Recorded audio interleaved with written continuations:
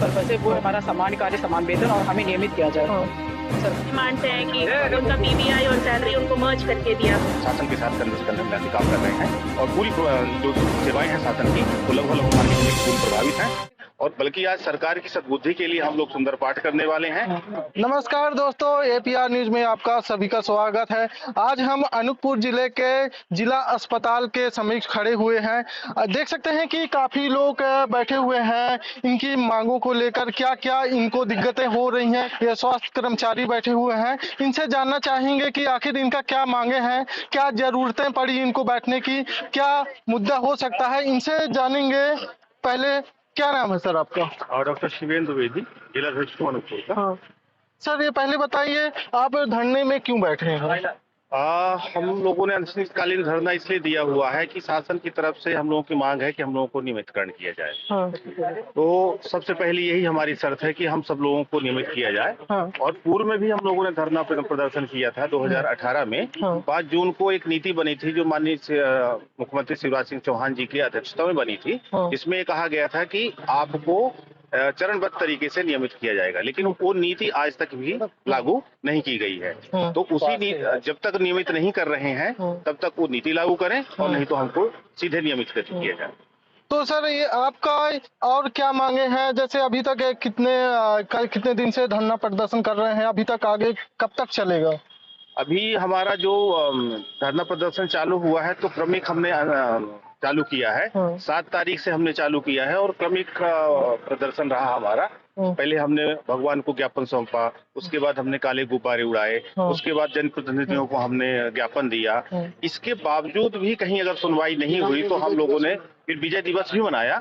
इस तरह से जब सुनवाई नहीं हुई तो हम लोगों ने अनिश्चितकालीन हड़ताल में उतर आए हैं और शासन से अपेक्षा है कि जब तक हमारी मांगे पूरी नहीं करेंगे तब तक हम लोग अनिश्चितकालीन धरना में रहेंगे। और बल्कि आज सरकार की सद्बुद्धि के लिए हम लोग सुंदर पाठ करने वाले हैं। आप देख सकते हैं कि हमारे पीछे हनुमान जी हैं, भगवान, उनका हम आह्वान करके अभी सुंदर कांड का पाठ करने वाले हैं, जिससे हमारी माननीय मुख्यमंत्री जी को और हमारी सरकार को सद्बुद्धि आए कि हम लोगों को देखे और कोरोना काल में किए गए हम लोगों के कामों का एक बार पुनः आकलन करे कि अगर हमने कहीं कोताही बरती हो और हम लोगों को अविलंब नियमितीकरण का तोहफा दे।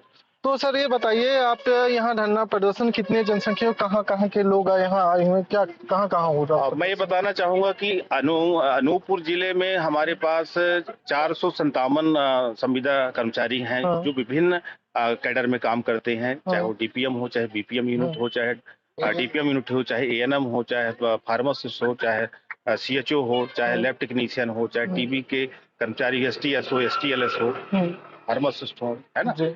इस प्रकार से सारे कैडर मिलकर के हमारे 457 लोग होते हैं और पूरे मध्य प्रदेश में लगभग 32,000 कर्मचारी इसमें हैं जो कि शासन के साथ कंधे से कंधा मिला के काम कर रहे हैं। और पूरी जो सेवाएं हैं शासन की वो लगभग मान के चलिए कि पूरी प्रभावित हैं, सरकार दिखाना नहीं चाह रही। तो अभी तक जो यहाँ धरना, अभी कोई आए हैं, अभी आपको कोई आश्वासन दिया? अभी शासन की तरफ से हमारी तरफ अभी कोई ऐसा आश्वासन नहीं मिला है कि हम आपकी तरफ से सहानुभूतिपूर्वक विचार करेंगे या नियमितीकरण की कोई कार्रवाई करेंगे। और जब तक ऐसा नहीं होता है तब तक हम लोगों का ये धरना और प्रदर्शन अनिश्चितकालीन तक चलता रहेगा। तो आप देख सकते हैं कि और जानना चाहेंगे, क्या नाम है सर आपका? राम प्रकाश नामदेव।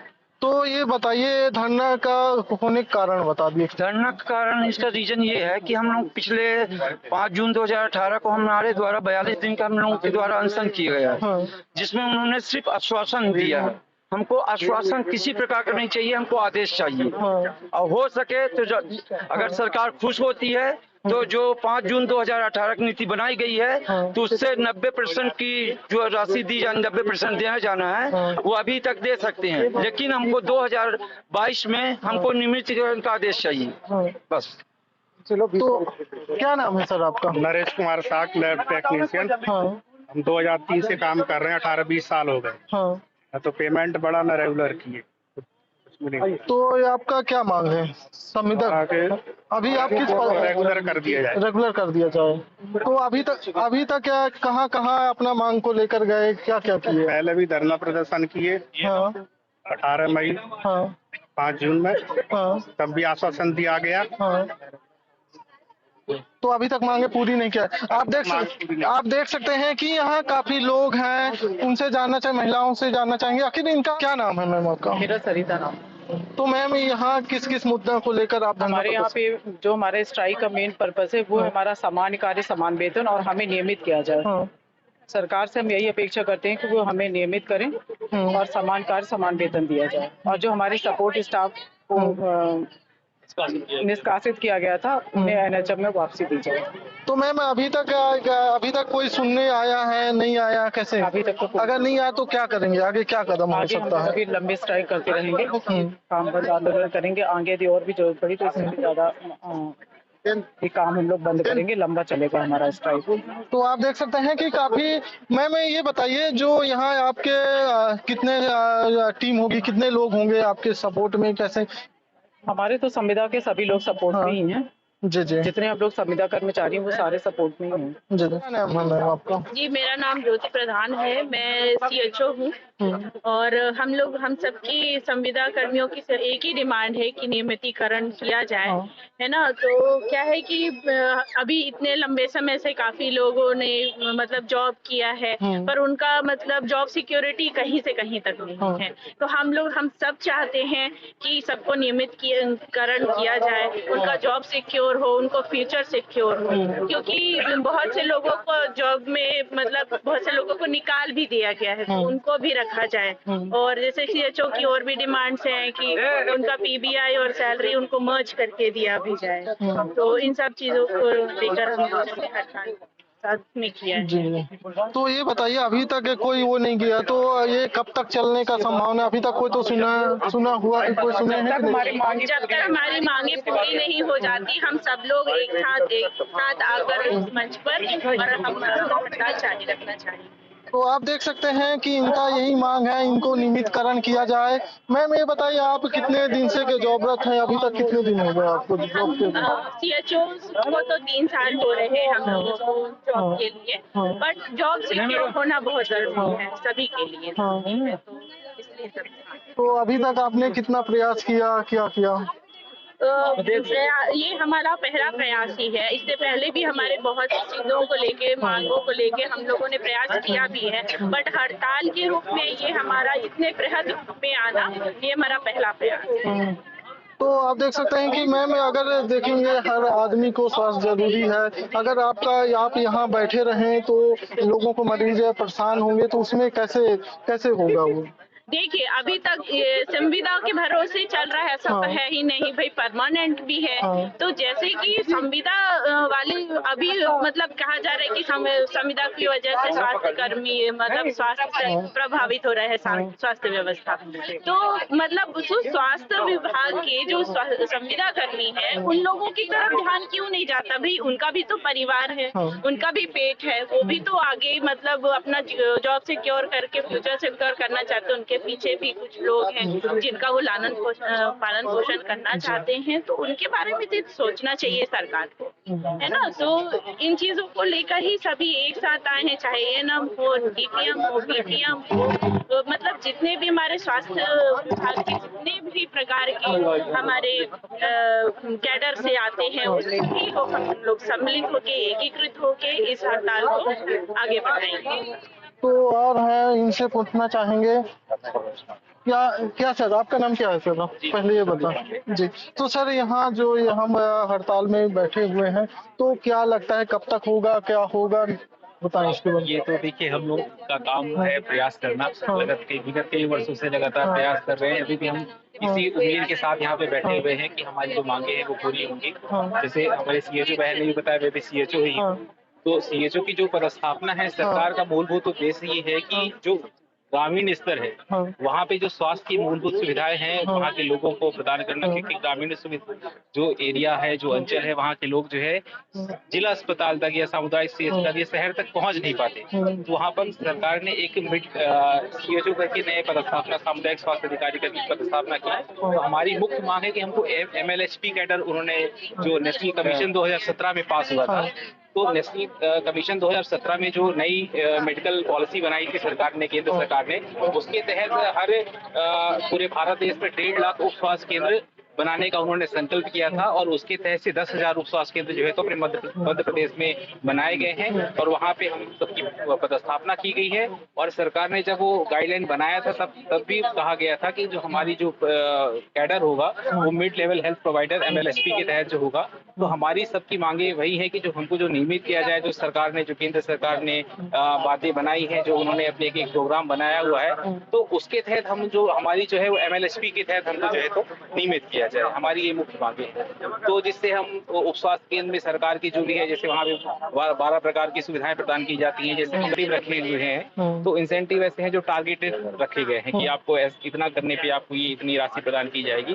तो हमारा मानना ये है कि जो दो भागों में विभाजित कर रखा है उसको एक साथ कर लिया जाए, क्योंकि काम तो हम लोग कर ही रहे हैं, रिजल्ट उसका निकल के भी आ रहा है, फील्ड में भी दिख रहा है। पहले गर्भवती माताएं समय से पहुंच नहीं पाती थी, उनकी जांच नहीं हो पाती थी, अब जांच भी हो रही है, सारी सुविधाएं भी मिल रही हैं। तो हमारी मांग ये है कि हम सबको जितने भी CHOs हैं उनको MLSP कैडर के तहत नियमित किया जाए। धरना प्रदर्शन ये है, हम लोगों को एक साथ मिल गया, हम लोगों को सभी संविदा कर्मी एक साथ हो गए हैं और इससे ये है कि हाँ, सबकी आवाज एक ही साथ जाएगी। ऐसा नहीं है कि आधे लोग आधा जाएंगे, आधे लोग आधा जाएंगे। हमारा नया कैडर है, एज ए CHO हमारा पूरा नया कैडर अभी आया है यहाँ पे, जो कि MLSP में हमको नियमित करना है, ये भी बोला गया है वहाँ से। इसी के लिए हम लोग का मेन मान है कि सबको नियमित किया जाए। पूरे अनूपपुर जिले में लगभग 175 CHOs हैं और 175 CHO ही बंद है। बंद है, पूरा काम बंद है। तो जो पब्लिकों को क्या क्या दिक्कतें होगी, या अगर आपके यहाँ बैठने से क्या दिक्कतें सामना करना पड़ सकता है लोगों को? ग्रामीण क्षेत्र में जो मरीजों को स्वास्थ्य सेवाएं मिल रही थी वह मिलना पूर्णतः बंद हो चुका है। जो भी ऑनलाइन काम जो हम लोग कर रहे थे, ऐसे टेलीकंसल्टेशन कर रहे थे, आभा ID जो क्रिएशन कर रहे थे, जिसमें सेकंड प्राइज मिला है अपने MP को, क्रिएशन ऑफ ओनली CHO, तो वो सारे जो वर्क है वो पूरे बंद हो चुके हैं।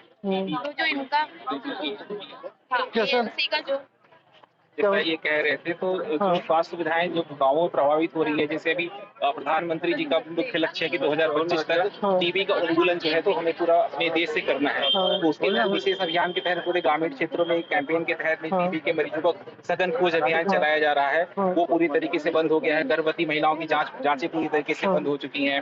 साथ में जो बच्चों के टीकाकरण, तो फिर भी हम लोग कोशिश कर रहे हैं प्रभावित ना हो, लेकिन फिर भी कुछ हद तक वो भी प्रभावित हो रहा है।